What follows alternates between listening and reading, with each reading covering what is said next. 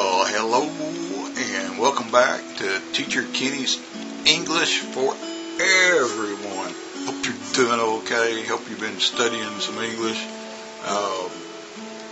Today, guys, we got kind of a special lesson.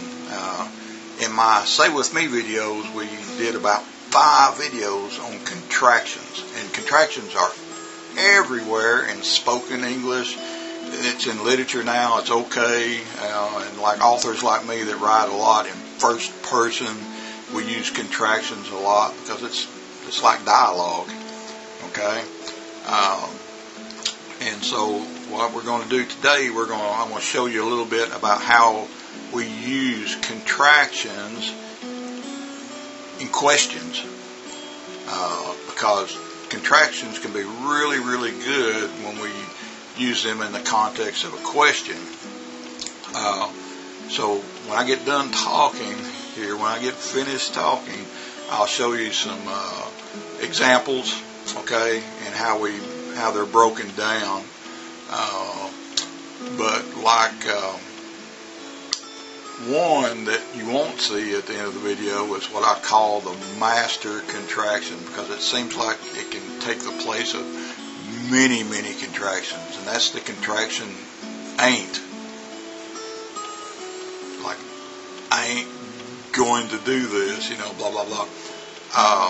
Ain't is good for am not, like I ain't going to eat my food, are not, and you'll see it here, is not, have not, and has not. And I'm just looking, and I pulled this up on the Webster Dictionary. I knew a couple of them, obviously, because I'm an American, but am not, are not, is not, like, ain't she pretty? If I say, ain't she pretty? Well, that's taking the place of is not, or isn't, and so now it's like, ain't she pretty? Again, is she not pretty? Isn't it confusing? But contractions, guys, we may say 2, 3 contractions in one sentence a lot. So contractions are a big deal. And I'm going to pull up, I'll put ain't in here. I think I got room. I can squeeze it on the screen. And like I said, when I was in China, I always called it the master contraction because it seems to wear many faces in English. And when I was a kid, they did not like you to say ain't. And they may, in the big time, teachers may still squabble about using the word ain't. But hey, ain't's been around since the late 1600s, early 1700s. It's not going anywhere. We'll never go anywhere. So if you're a teacher, just put up with it. It's here. And we're going to talk about the contractions and questions. And if you have a question, maybe I'll be able to answer it here. Okay. But do not be afraid of using contractions. Okay. It's the way it is. It's English. If you want to improve your spoken English, it's just part of the program. But think about this. I'm going to put some of this up on the screen so you can see it. But just one contraction, ain't, am not, are not, is not, have not, and has not. It can be used in all those ways. Wow. So anyhow, let's go to the video. It's not a big one today. I just want you to see some examples of how we do this, okay? So anyhow, hang on and we'll go take a look at some contractions and questions. We'll see you in a minute. All right. Okay, so here we are. Welcome back to Teacher Kenny's English for Everyone. And of course, today we're going to look at different ways to use contractions.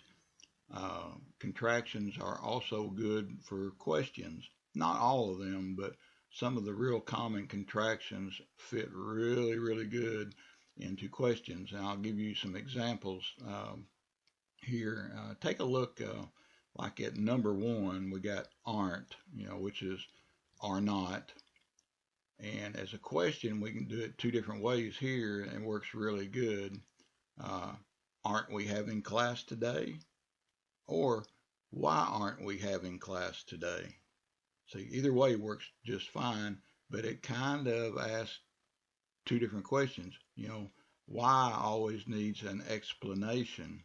I always remember that. So the meaning, I look down below, is like, are we not having class today? See, that's a kind of like a yes or no. And why are we not having class today? Again, why would need an explanation. Number two, can't for cannot, and most of you know that. And look at the questions here. Can't you swim fast like me?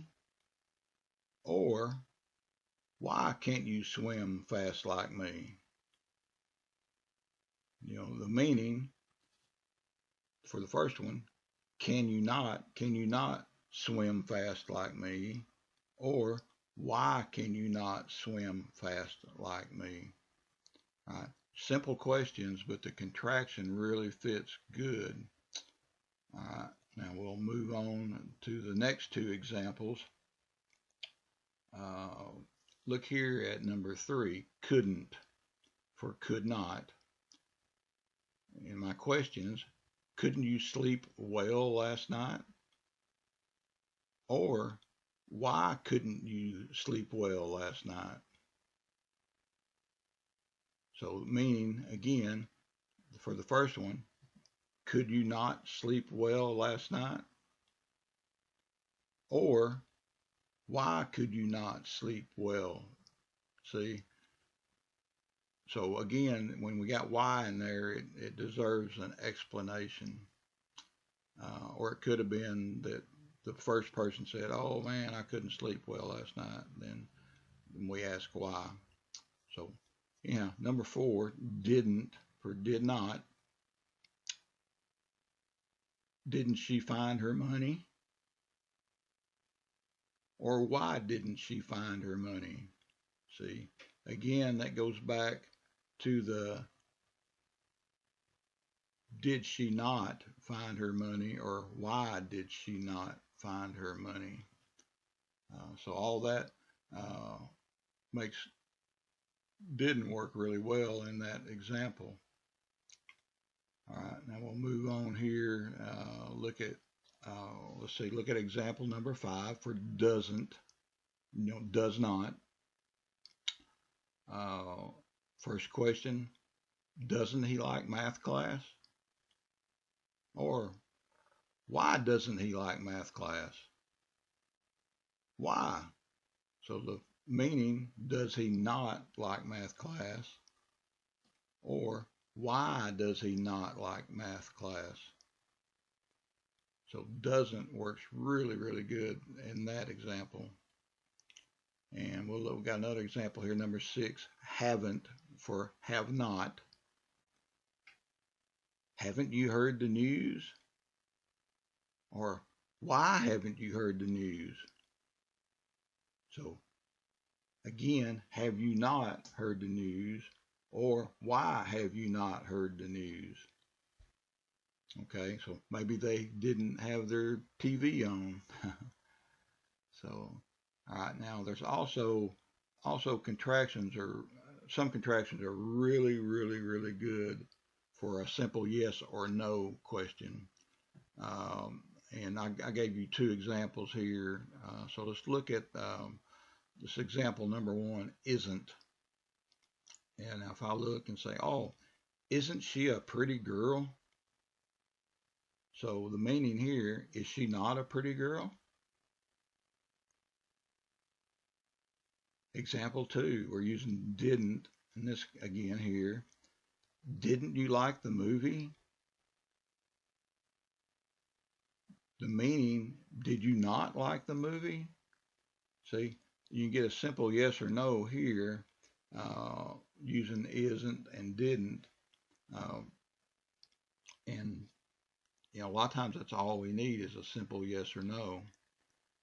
So anyhow, that's kind of it for this little lesson today. Just be aware and practice with some of your contractions and use them in sentences. They work really, really good in sentences, and it's just another part of English that you really need to know. So you have a great day, and we'll talk to you on the next lesson. Okay? We'll see you later. Say bye bye.